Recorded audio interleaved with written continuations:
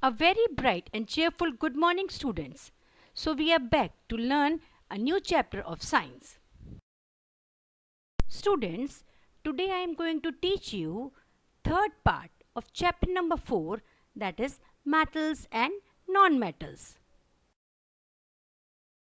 Now in this video, students, we will study in detail about reaction of metals and non-metals with water and reaction of metals and non-metals with acid. So students, first we will study reaction of metals with water in detail. When a metal react with water, then a metal hydroxide and hydrogen gas are formed. Metal plus water, that is equal to metal hydroxide plus hydrogen. The vigorous or the intensity of reaction of metal with water depends on its chemical reactivity.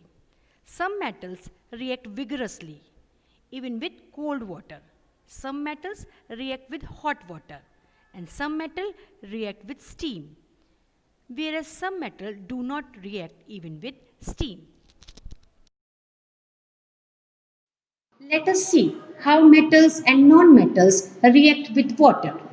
Note, sodium and potassium are highly reactive metals and react vigorously with the oxygen, carbon dioxide and moisture present in the air, such that it may even cause a fire.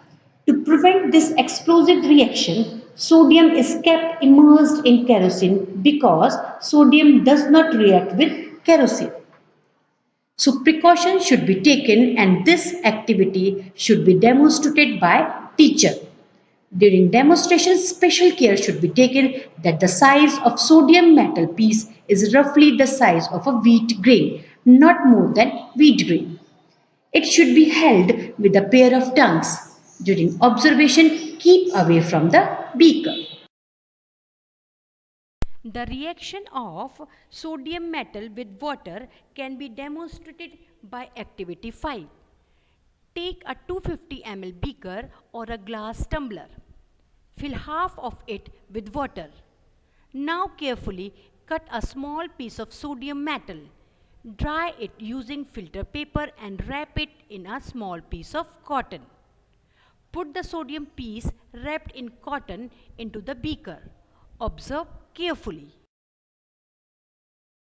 We will find that the piece of sodium metal starts moving in water, making a hissing sound due to formation of bubbles of gas and reacts with water, causing little explosions. Soon the piece of sodium metal catches fire. When the reaction stops, touch the beaker. We will feel the beaker to be somewhat hot. This is because heat is produced in this reaction. If we test the solution in the beaker with red and blue litmus paper one by one, we will find that it turns red litmus blue. This shows that the solution formed by the reaction of sodium and water is basic in nature. These observations can be explained as Na plus H2 gives NaOH plus H2. Sodium metal react with water to form sodium hydroxide and hydrogen gas.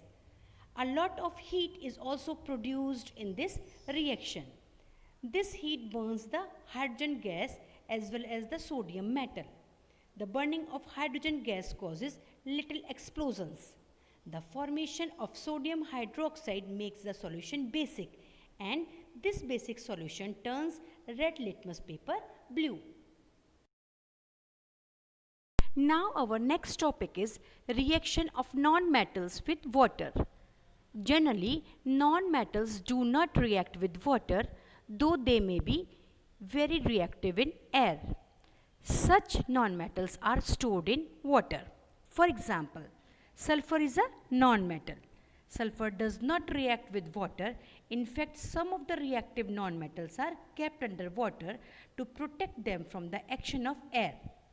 For example, phosphorus is a very reactive non-metal element. If phosphorus is kept open in air, it reacts with the oxygen of air and catches fire. So, in order to protect phosphorus from atmospheric air, it is stored in a bottle containing water. So we can say that non-metals do not react with water. Now students, we will study about reactions of metals and non-metals with acid. For that, we will perform an activity, that is activity 6. To perform that activity, precautions should be taken. Keep the mouth of the test tube away from your face. Use test tube holder to hold the test tube.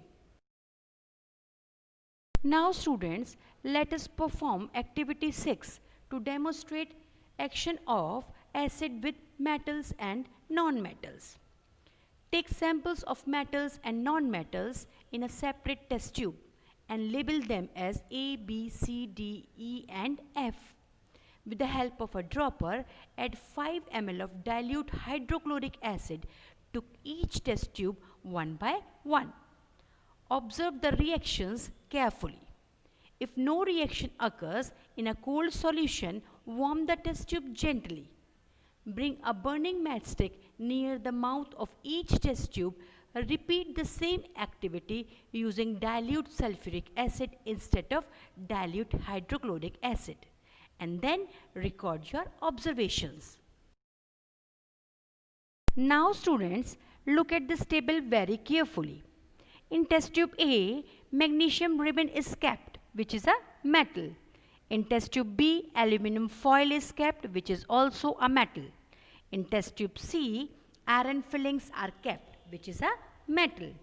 And in test tube D, copper peeled flexible wire is kept, that is also a metal. Now when drops of hydrochloric acid and sulfuric acid are added to these test tubes, magnesium metal react with dilute hydrochloric acid to form magnesium chloride, which is a salt and hydrogen gas. Similarly, aluminium and iron also react with dilute hydrochloric acid to form corresponding metal chlorides and hydrogen gas. This hydrogen gas burns with a pop-up sound when a lighted matchstick is brought near the mouth of test tube. But the less reactive metal like copper do not react with dilute acids like dilute hydrochloric acid or dilute sulfuric acid. Thus copper do not produce hydrogen gas with dilute acids. Now in test tube E and F, charcoal powder and sulfur powder is kept, which is a non-metal, and non-metal do not react with dilute acids to form salts and hydrogen gas. So, no reaction takes place. Sulfur and carbon metal do not react with dilute acids and hence no hydrogen gas is produced. So students, by performing activity 6, we will observe that non-metals generally do not react with acids, but metals react with acids and produce hydrogen gas that burns with pop sound. You must have noticed that copper does not react with dilute acids.